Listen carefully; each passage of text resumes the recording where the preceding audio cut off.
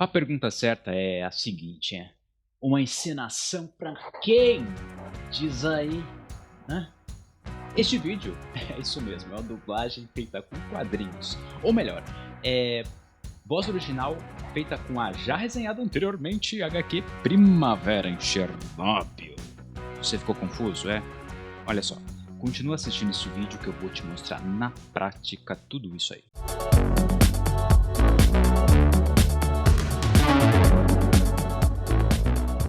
Fala, malta! Aqui é Emerson Neri, diretamente do Porto, em Portugal, para fazer e criar vozes e dar vida a personagens de histórias em quadrinho. Neste vídeo aqui, eu vou dublar e fazer a voz original de 4 personagens contidos no gibi Primavera em Chernobyl, que eu já resenhei no último vídeo. Tomara que no final do vídeo eu consiga, de repente, aí, quem sabe, conquistar o seu like, seu dislike, ou até mesmo, quem sabe, até um comentário, já pensou? Caso você ainda não tenha conferido o vídeo com a análise dessa HQ, que está destacado aqui nos cards, lá eu deixo bem claro que este quadrinho trata-se de um quadrinho documentário que relata acontecimentos vividos pelo próprio autor.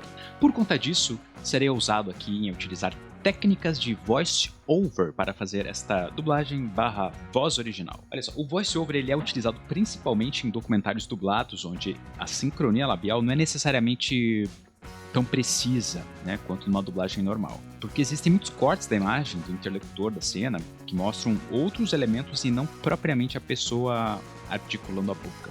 Então isso, né, você pode falar o que você quiser enquanto a boca não está sendo mostrada. Isso dá a possibilidade da tradução e do próprio dublador adicionarem ou modificarem um pouco a fala original para deixar a dublagem mais interessante. Por exemplo, ocorre muitas situações onde no original a pessoa está reclamando de algo, mas ela está só resmungando, sabe? Sem soltar palavra nenhuma, de fato. Mas na dublagem quase sempre isso é traduzido como se fosse um "que droga! Mas que droga!", que serve para destacar bem essa reação da pessoa. Então bora lá, é hora de dublar. Começando com o personagem Pascal, um engenheiro francês que é engenheiro de som, fotógrafo e poeta. Ele não aparece tanto na história, mas ele tem essa fala grande aqui. Adicionei bastante caquinhos, inclusive, na fala dele para deixar uma conversa mais corriqueira. Você sente mais humanidade no texto. Isso é ótimo pro voice-over, né? A imagem não ajuda muito aqui porque ele tá de costas, no banco da frente e sem uma expressão bem definida. Então, acaba sendo um exercício de criatividade a mais. Bora lá. Bora lá. Bora lá. Primeira tentativa para Pascal. A pergunta certa que você tem que fazer é a seguinte. Uma encenação para quem, hã? A gente estava num depósito radioativo que tem apenas o formato de uma cidade. Cara, uma boneca radioativa. Quem é que iria se importar com ela, hein? E você, Gildas? Mostra aí pra gente o que é que você fez, né? Sabe aquelas vozes bem caricatas que as pessoas fazem para uma dublagem de voice-over? Então é isso que eu fiz agora. Assim, tá muito forçado isso, né? Vou deixar um pouco mais normal essa dublagem, pra não ficar tão caricata assim. A pergunta certa que você tem que fazer é a seguinte. Uma encenação pra quem, hã? A gente estava num depósito radioativo que tem apenas o formato de uma cidade. Cara, uma boneca radioativa, quem é que iria se importar com ela, hein? E você, Gildas? Mostra aí pra gente o que é que você fez, hã? Mais normal, foi muito mais interessante essa dublagem agora. Talvez só deixar um pouco mais reações, né? Mais respiração nessa dublagem aqui, que eu acho que aí talvez feche aí as possibilidades para Pascal. Vamos lá.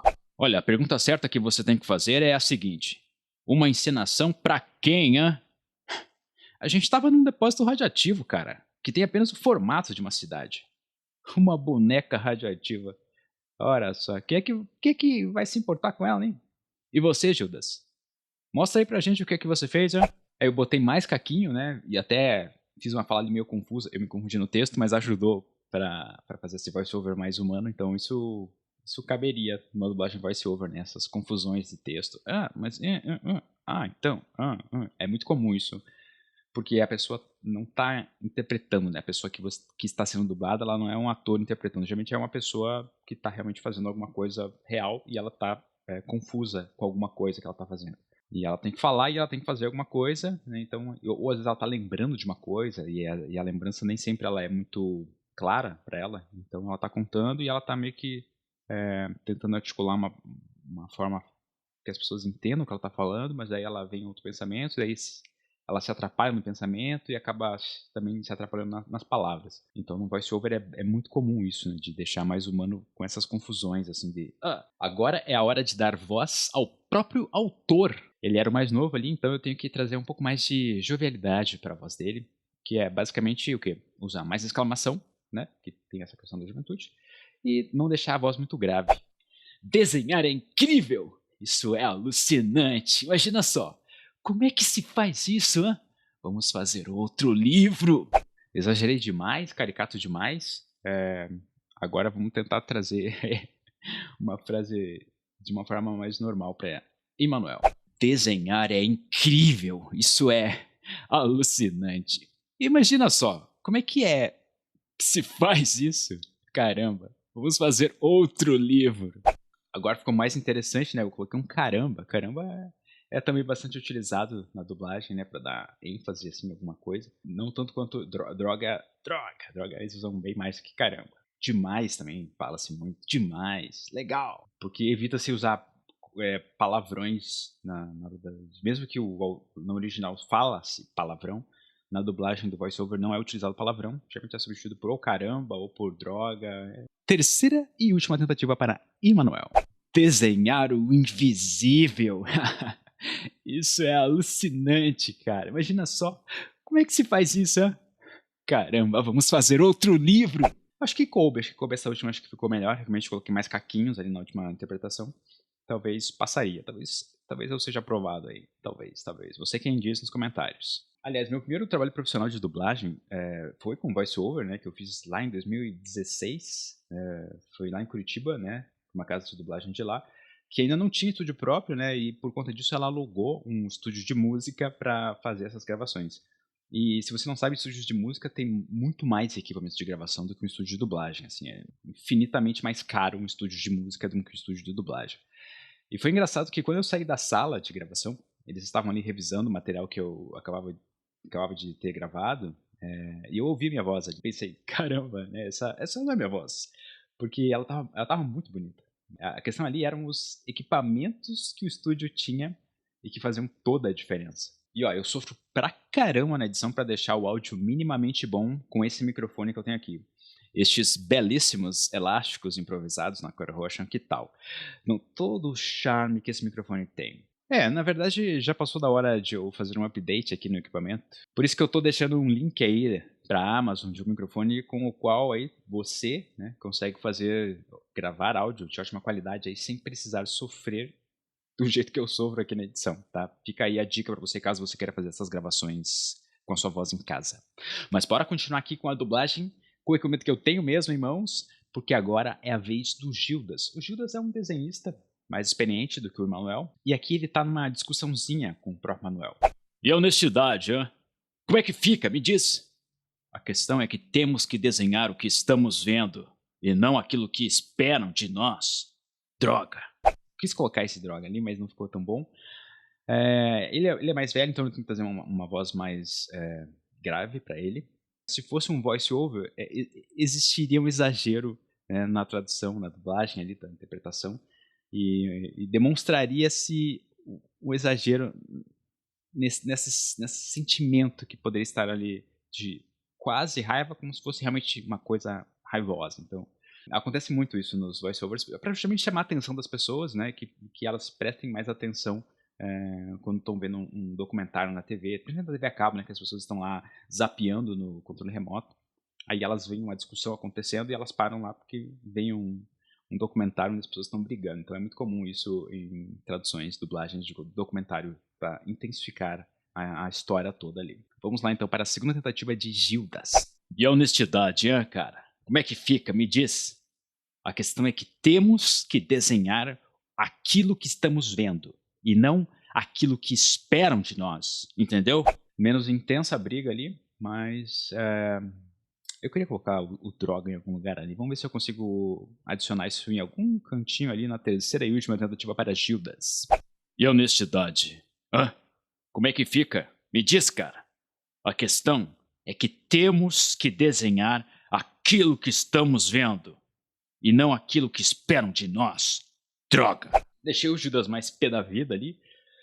Pode ser que, né, seja possível, né, dependendo da realmente imagem, né, que seria essa cena, se ela fosse uma cena de vídeo mesmo. No caso aqui uma imagem estática, porque é difícil saber o quão pé da vida estava ou não Judas, pelo menos nessa imagem aqui que nós temos do Emmanuel, né, do jeito que ele desenhou, ele não parece estar tão pé da vida assim o Judas, mas eu intensifiquei a cena um pouquinho. Ó, e esse último personagem é o personagem mais difícil aqui pra minha voz, né, eu gosto de adicionar personagens difíceis aqui, porque é um treinamento, né, uma forma de chegar em lugares que você nunca chegou antes. Inclusive, se você for treinar em casa aí com personagens esquisitos, aí me marca lá no @quadrinhosonoro no Instagram.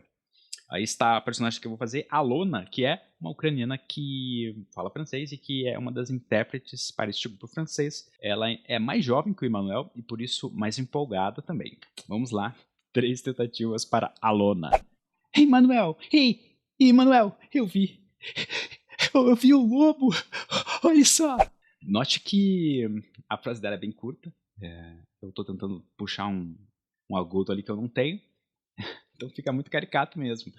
Vamos lá, vamos ver o que eu consigo fazer. Porque realmente as possibilidades aqui são mais enxutas, né? Não tenho tanta opção aqui com a minha voz. Vamos lá.